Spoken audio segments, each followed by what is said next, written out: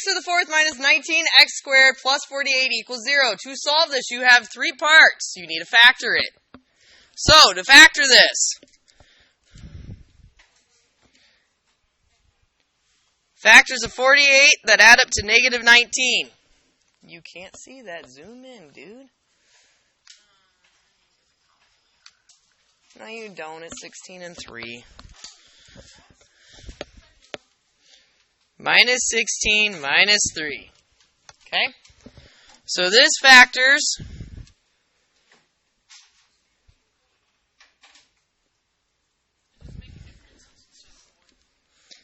x squared minus 16 x squared minus 3 equals 0.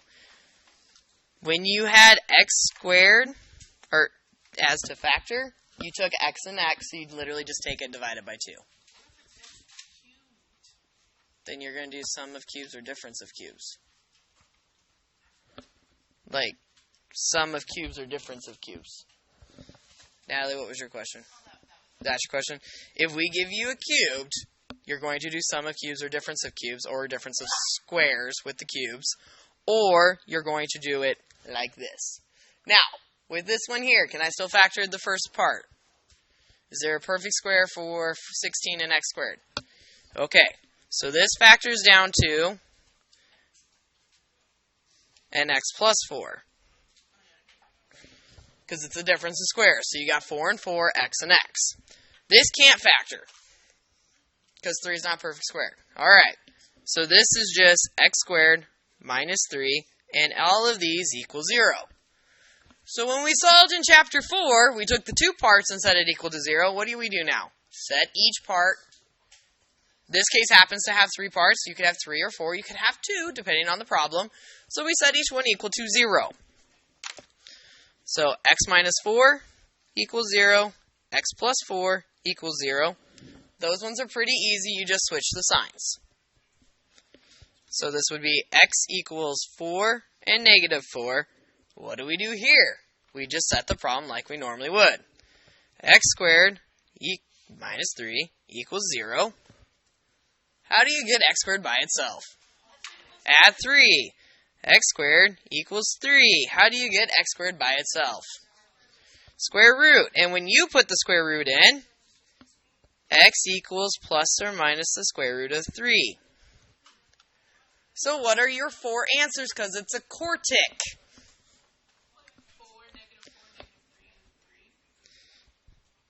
X equals 4, negative 4. I'm going to write plus and minus square root of 3, or plus square roots of 3 minus square roots of 3. How many answers I got? 1, 2, 3, 4. Done. That's it. You have done this before. It is only new because you have more parts. Or the cubics. We're going to do B because we've already solved it to the point of we factored it. We now need to solve it. So, the first part, how many of you guys can see this and say, hey, it's just x equals 4? Because it's the opposite of what you see. Alright, x equals 4 for this part. You've already had to show it to me once. So don't screw up. If you think you're going to mess up, honestly, show your work. Show the setup if you think you're going to mess up. Now, in cubic land, if you have the cubic at the end, you can't factor it. There's a way to factor it, but we're not doing that. So what thing do we need to use? You should use the quadratic formula, or if you still have the quad program, I can't yell at you for using the quad program. Now, it says solve. If it comes up imaginary, you gotta give me exact answers, which means you're gonna have an I in your answer. So you're better off just doing the quadratic formula. That's my input on that. You're better off doing the quadratic formula because if it's not pretty and it's supposed to be an exact answer, means it has a radical in the answer, you're gonna have to give me your exact answer anyways unless I ask you to round. Okay? So let's assume that the teachers are never going to ask you to round. If we do, that's awesome because then you can plug it in your quad program. Or you just do quadratic formula because I don't even know if I have a calculator that has the quad program on it anymore. So what's A? What's B? What's C? A is 1, B is 4, and C is 16. Okay? So you have negative 4 plus or minus the square root of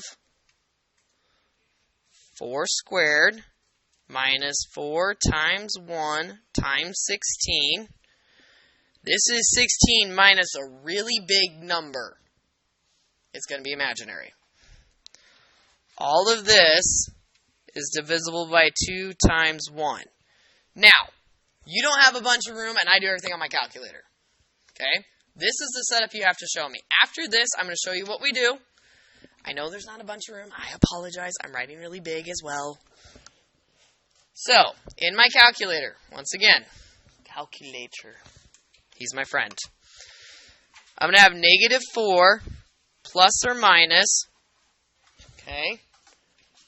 I'm going to type it in exactly as it's written on the screen because I don't want to make sign errors. Exactly as I write it down on my piece of paper is exactly how you need to write it into your calculator or type it in your calculator. Parenthesis 4 squared minus 4 parenthesis 1 parenthesis 1 6 parenthesis enter. Underneath, that value is the square root of negative 48. Okay? Square root, negative 48. All divisible by 2. Am I done? No. Thanks, Riley. I'm not done. We need to break down negative 48. So I'm going to do that at the top in red so we can see it. So negative 48. I know I'm going to have an I. We all go with the I. But this is 16 and 3. Just because I used it already once before. And I know that number. What's the square root of 16? Okay. So on the outside, I'm going to have 4i square roots of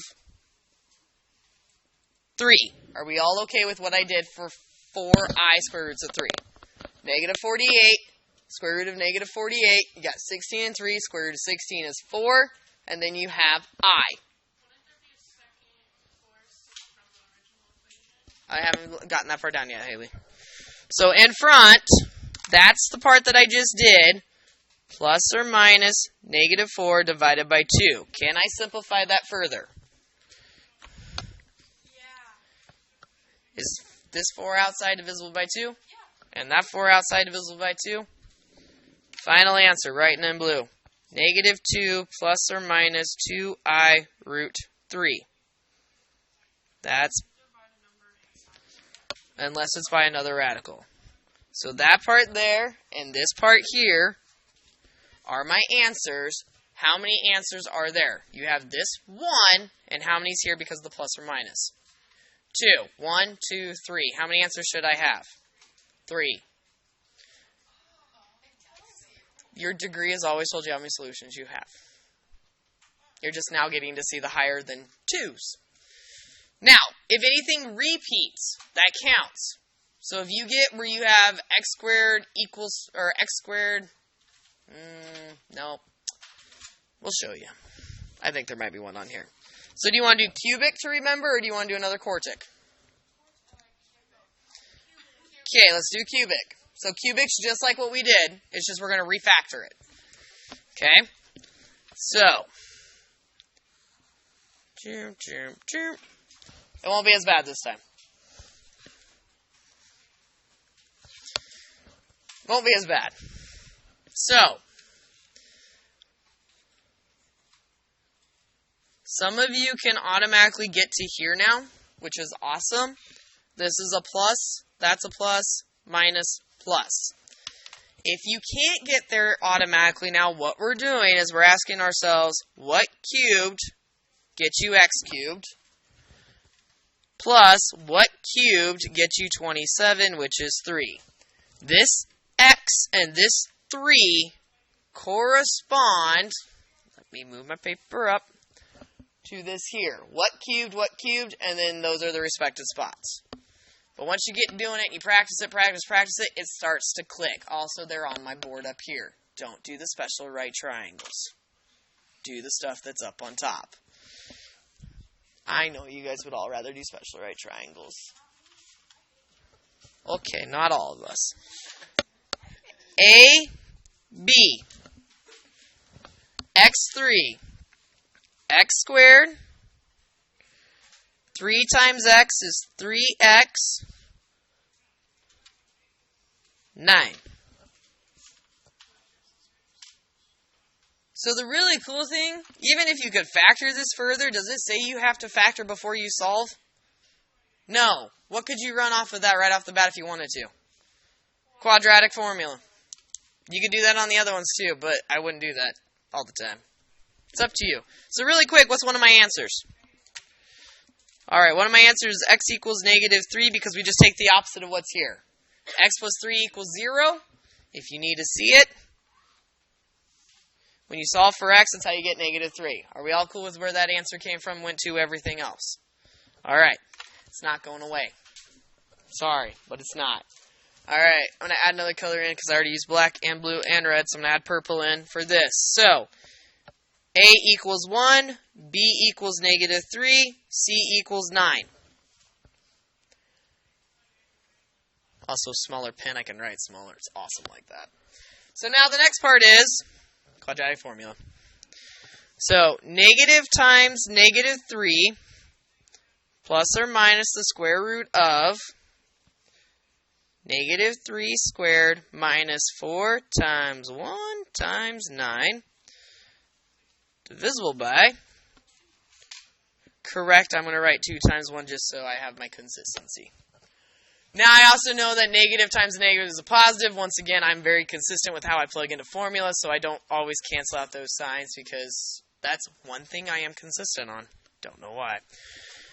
So, 3 plus or minus the square root of divisible by 2. I just got to figure out what that thing inside is. Anyone remember what that thing's called?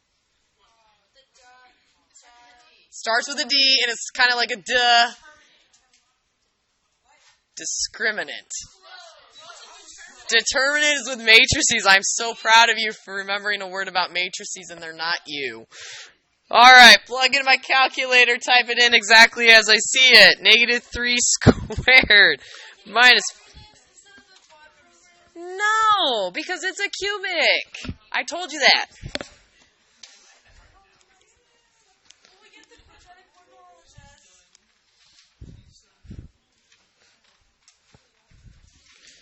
Yes and maybe. I don't know. I say yes, but and maybe comes from other people, so we'll see. If not, start writing it down and figuring it out and learning it. And no, I'm not giving it to you just because other people might not. Natalie. Factors of 9 that up to -3? Not possible, dear. You can't factor cubics. You have to use the quadratic formula. And 99% of the time, we're going to give you imaginaries because that's bringing back imaginaries. That's the reason why. Now, if it came across where it is like the ones we did on that worksheet where it crossed 3 times and they're all decimals and not pretty, then yes, you could use the quad program because there's no imaginary. But if it only crosses once, like almost all the graphs that I gave you guys, that's because 2 of them are imaginary. And I'm going to show you that here in a second because we still got time. So, what's the factors of 27? 9 and 3, right? So this becomes 3 plus or minus 3i square roots of 3 over 2.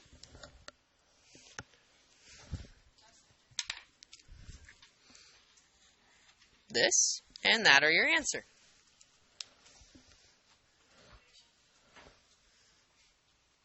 Rachel, sorry, I was looking. I couldn't figure out where her hands were.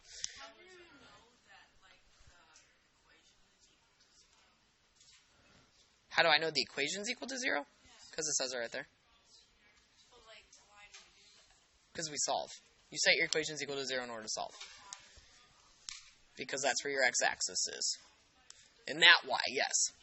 Because it's set equal to 0, technically what you're doing every single time is you are looking where it crosses the x-axis. That's why every equation is 0, and technically you could graph everything and calculate it on your calculator. But when we ask you to solve it, we're asking you to do it algebraically, not graphing.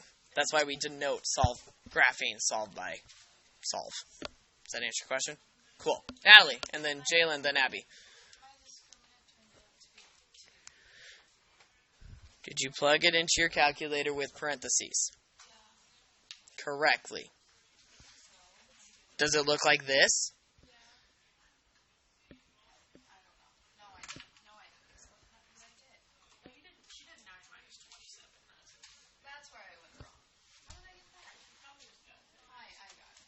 I don't know what you did, Sunshine. Jalen.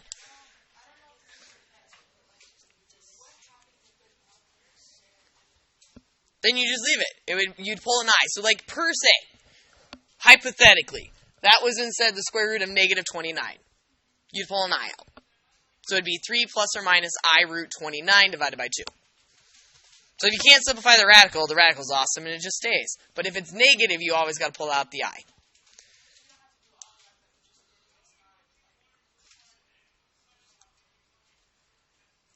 You mean you don't have to go from square root of negative 27 to 3I root 3? Correct. If it's already not, if per se it was a prime number, you can't do anything with it. Or there's no perfect squares that can come out of it. Abby, does that answer your question?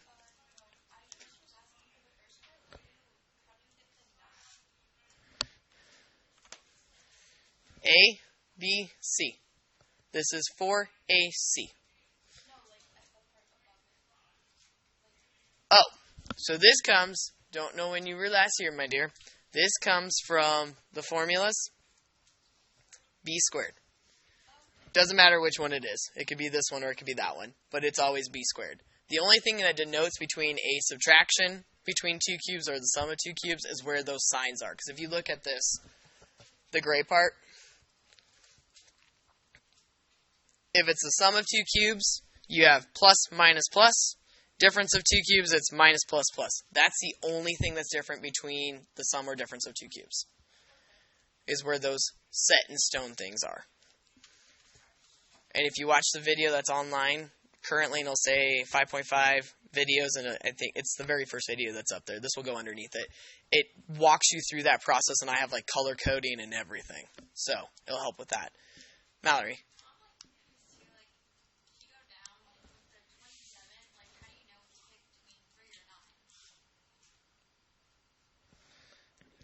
What's the perfect square that goes into 27?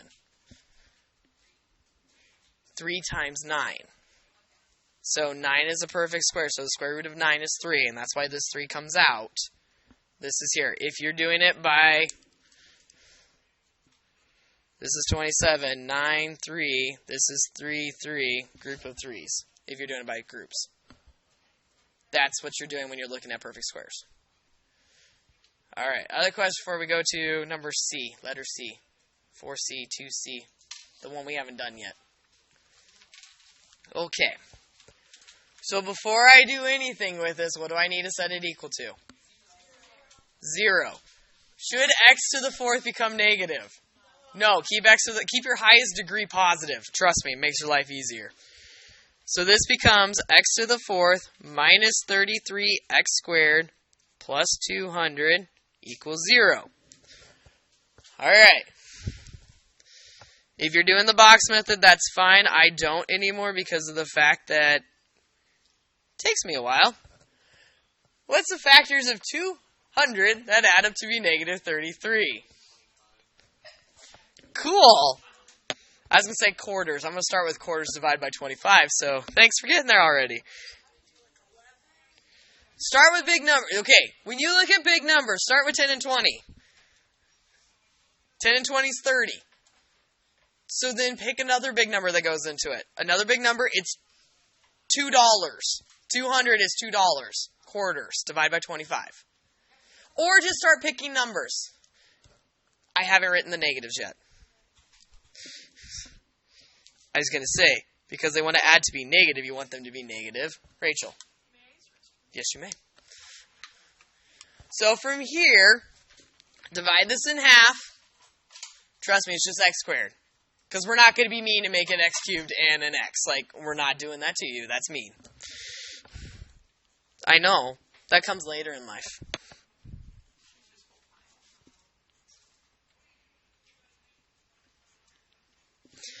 Now, before we factored, but I'm going to show you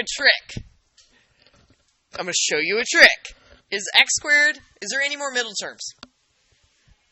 No. So I'm going to show you a trick. I told you guys, if I can show you tricks, I'm going to show you tricks. I'm going to do it once the hard way, and then I'm going to do it easy. Can't I just say x squared equals 8 and x squared equals 25? Well, set each one equal to 0, and then what do we do? What do we do up here with these ones? We moved it to the other side, right? So aren't I just setting these both equal to 0 and then moving the middle number over? Yes, you still got to square root it. X equals plus or minus square root of 8. X equals plus or minus 5.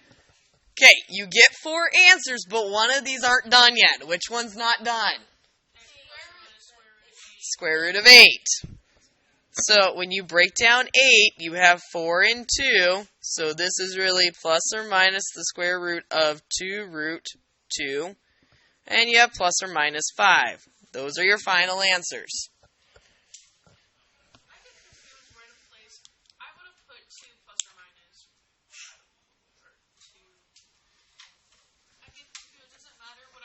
Yes. You're simplifying the square root of 8. That's this part here, Haley. That's this part here. The plus or minus just stays in front of it. See? You simplify the square root of 8. 8's 4 and 2, 2 root 2. The plus or minus just stays in front. Or write them out each one separately. It's always going to be in front of. You're not going to have a number plus a complex. You're not going to have a real part and an imaginary part like in Chapter 4. We're not doing that. Unless, the only time you will have that is if it's within the quadratic formula. Or if you have some really funky answer. Which we don't normally give you funky answers like that. And where did the 3 on the outside of that come from? This 3? Yeah. From the negative b for the quadratic formula. The 3i, that came from The 3i, correct. So 27 was negative originally. So that's where the I is. Mm-hmm. And then the square root of 27 is 9 and 3, so 3i root 3. Okay, word problem. Hold up. Word problem. The sides of a cake pan are x inches long. The area inside the cake pan is 64. What's the value of x? How would you set this up?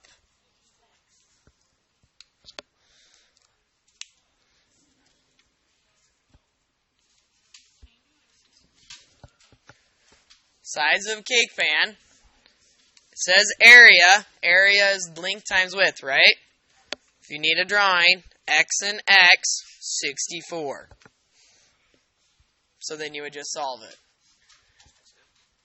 Well, yes, we're going to solve it. So what's x equal to? It's plus or minus 8. What's your actual length? The positive 8, because you can't have negative lengths.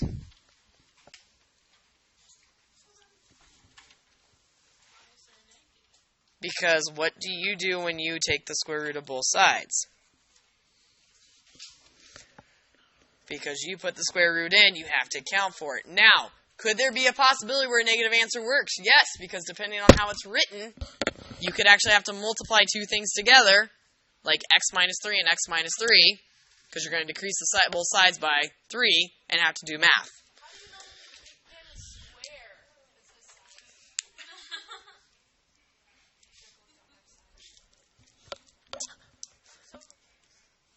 I have to go with what Ms. Ollie said. It's a cake pan, and it says it has sides. Circles don't have sides. What if it was a rectangle? A square is a rectangle. No, a longer rectangle. Then it wouldn't be x and x. That would be x and x plus 3. And then you would have to multiply it, and then subtract the 64 over, and either use quadratic formula or graph it. I'd graph it. So, really quick, hold up. So, we still have time. I want to go back to this cubic thing real quick. I want to talk about it so you guys can see why there's imaginary answers. I could do it on the one up above too, but I don't want that one. No, I just want to show you something. Ooh, that's a lot of graphs.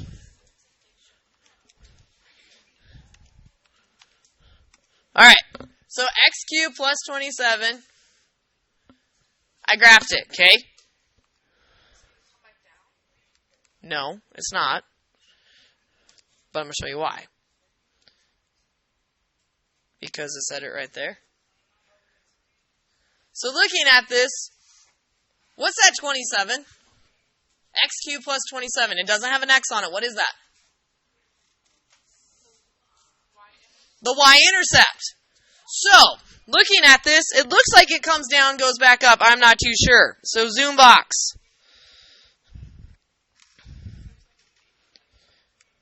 So, what do I already know one of my answers are? -3. So, I'm going to come over here. Ouch. And I'm going to draw this zoom box. Sounds like a song, but I'm not doing a song. I cross and then I don't cross again. Because I don't cross my x-axis again, which is what Rachel was asking about, y is it equal to 0? The y, deep y, not just the y we're setting it equal to 0 to solve. We're setting it equal to 0 to solve every single time because that's where you cross the x-axis, which is your x-intercepts. Okay? Your x-axis is every representation of any number in the world. Alright? So what we do is we can take any function that we got and plug it on a graph, and there you get your answers. Can we do that to graph it and solve it? Yes, that's when we say solve by graphing. There's your one answer. You know this has to have 3 answers, right? How many times do you cross the x-axis? 1 real answer. How many imaginaries do you have? 2. You have 2 because you have this plus or minus 3i. You cross once, 1 real. You have to get to odd number of answers. Where we're going, imaginaries come in groups of 2, always. Like they did with quadratics, when we did it in chapter 4. That's why you had plus or minus i's. You couldn't have one I. Cameron. Why do you have the imaginary numbers for the graphing when there's no other actual ones where it hits it? Because it's imaginary, it doesn't actually cross real numbers, so it will not cross your x-axis. So they're there. Where they're at on the graph is whatever representation of that is. Don't know, it's imaginary. So that's why you have one. Imaginary answers have a reason. I will get you the whole page type up that my husband has for me. And there is a real reason for them. He uses them with his radar.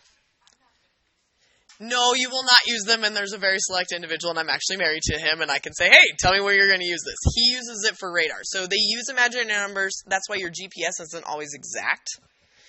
It's a part of that. Don't know everything about it. It's on a little script. But, like, is there a use to it? Yes. Like, we wouldn't be calculating them out if there wasn't. But we need them. So, here's what we got. On your guys' little assignment sheets, I have no idea what we got for homework, but it is whatever it's supposed to be. So, Page 346. hold on. Page 346. 31, 33, 34. Oh, gosh, hold on. 31, 33, 35. 43, 45, 47, and then 58 through 60. Even. It doesn't 68. We should make it even though. It doesn't. No, it doesn't say even. It doesn't say. Says 58 through 68 or 58 through 60? 58 through 68. It's review. You need to do it.